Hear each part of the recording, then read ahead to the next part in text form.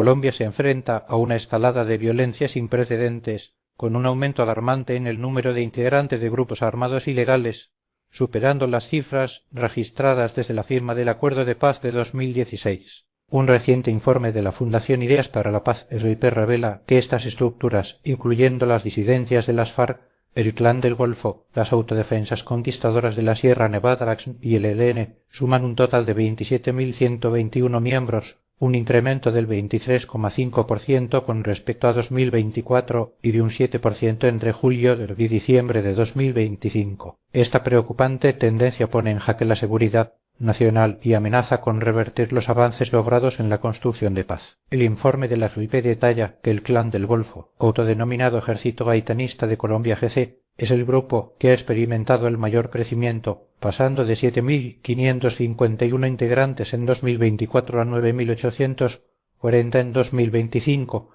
un aumento del 30% en un solo año. Este incremento se atribuye a diversos factores, incluyendo la presión de las Fuerzas Armadas, las disputas internas y la adopción de nuevas estrategias de reclutamiento, como el ofrecimiento de salarios y otros incentivos. Las disidencias del Estado Mayor Central y al mando de Iván Mordisco también han aumentado su número de miembros, pasando de 3.279 a 4.019, lo que representa un incremento del 23%. De igual manera, la disidencia del Estado Mayor de los Bloques y Frente ENF, comandada por Calarcá Córdoba, creció un 22%, al pasar de 2.415 a 2.958 integrantes. El ELN, por su parte, también ha experimentado un crecimiento del 9%, al pasar de 6.245 a 6.810 miembros. El fortalecimiento de estos grupos no se limita al aumento en el número de combatientes armados. El informe de la FLP también destaca un incremento significativo en las redes de apoyo, que crecieron un 27%. Estas redes desempeñan un papel fundamental en la vigilancia,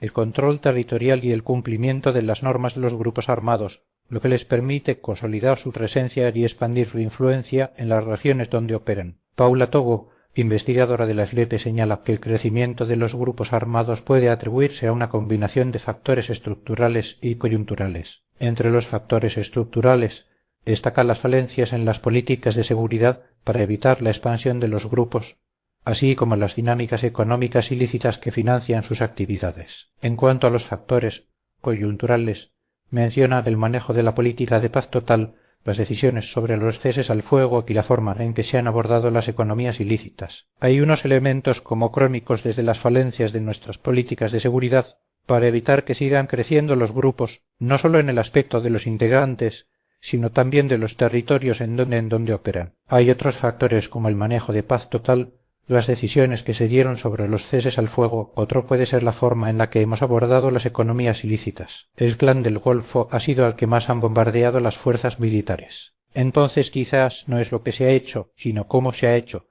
explica Togo. El informe de la SLIC advierte que el crecimiento de los grupos armados está teniendo un impacto devastador en la crisis humanitaria en Colombia. En 2025, las cifras de desplazamiento forzado y confinamiento alcanzaron niveles que no se veían desde el inicio de la implementación del acuerdo de paz. Además, se ha registrado un fuerte aumento de los ataques contra infraestructura y bienes civiles, así como contra la fuerza pública. Más de 1 millón de personas se vieron afectadas por confinamientos y limitaciones a la movilidad en 2025, triplicando lo registrado el año anterior. También se ha incrementado el número de ataques a misiones médicas y se ha profundizado la crisis de atención humanitaria en varias regiones del país. La situación se agrava aún más por el aumento de las disputas entre los diferentes grupos armados, que alcanzaron su nivel más alto en los últimos 10 años en 2025. Los enfrentamientos aumentaron un 34% con respecto a 2024, pasando de 86 a 115 casos registrados. Estas disputas están relacionadas con la ruptura de acuerdos que antes permitían la coexistencia entre los grupos, lo que ha generado un aumento de la violencia y la inestabilidad en varias regiones del país. El Catatumbo, Vichada, Caquetá y Guaviare son algunas de las regiones más afectadas por las disputas entre los grupos armados. En estas zonas se han registrado graves afectaciones humanitarias, incluyendo el asesinato de líderes sociales, defensores de derechos humanos y civiles inocentes. El informe de la FLIPE subraya que el fortalecimiento de los grupos armados no se refleja plenamente en las estadísticas oficiales. La pérdida de espacios de gobernanza del Estado y de las comunidades es difícil de medir, pero se siente en la vida cotidiana de los territorios. Además, se alerta sobre el subregistro de delitos como la extorsión y el reclutamiento forzado. Ante este panorama desalentador,